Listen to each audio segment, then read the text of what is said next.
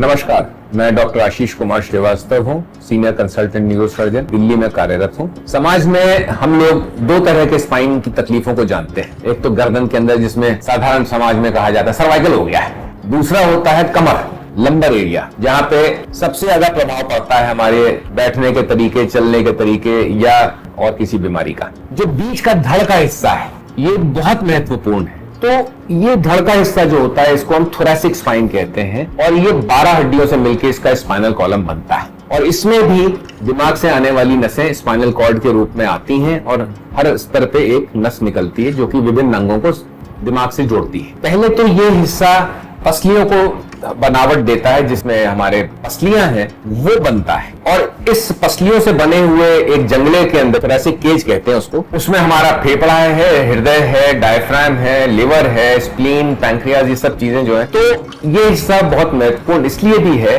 कि इसमें 2-3 प्रकार की साधारण सामान्य बीमारियां होती हैं। आयु के साथ यदि आपने अपने स्पाइन का ध्यान नहीं रखा है, जैसा कि आप सब जानते हैं कि रीढ़ की हड्डी की जो बनावट होती है, जिन हड्डियों से होती है, उसमें ये जो सामने का हिस्सा जो हमें कभी दिखता नहीं, हमको तो पीछे की ये हड्डियां आभास होती हैं, लेकिन ये जो हिस्सा है इसको वर्टिब्रल बॉडी कहते हैं। तो जैसा कैल्शियम की कमी या प्रोटीन की कमी या दोनों की कमी से होगा, ये हड्डियां धीरे धीरे कमजोर होती हैं और उसके बाद दबाव पे इन पे पड़ता है, क्योंकि शरीर का पूरा भार जो है इन्हीं के थ्रू जाता है। तो उनमें कई लोगों को पीठ में दर्द होता है और जांच करने पे पाया जाता है कि उनकी जो वर्टिब्रल बॉडीज हैं वो कोलैप्स कर गई हैं। इसी तरह से जो नसें हैं वो यहाँ से आप देख रहे हैं निकलती हैं हर स्तर के ऊपर। ये नसें सामने सभी अंगों को अपने दिमाग का संदेश पहुंचाती है, वहां से संदेश लेके आती हैं। तो यदि इसमें कोई बीमारी होती है या ये पसलियां अगर ठीक से ना चले किसी भी कारण से, तो सांस लेने में दिक्कत आ सकती है। और ये वो हिस्सा है जहां पे ट्यूमर्स और टीबी काफी होते हैं। तो इसके अंदर जो है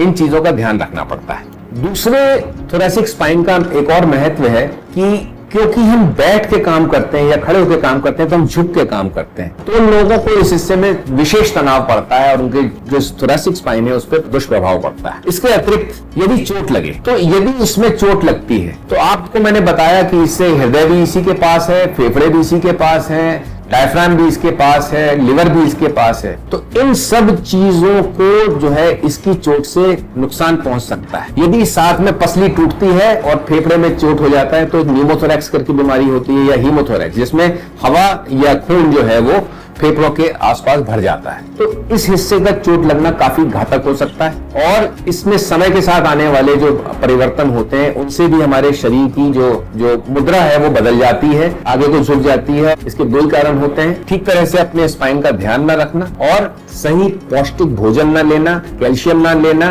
और स्पाइन को खराब होने देना। धन्यवाद।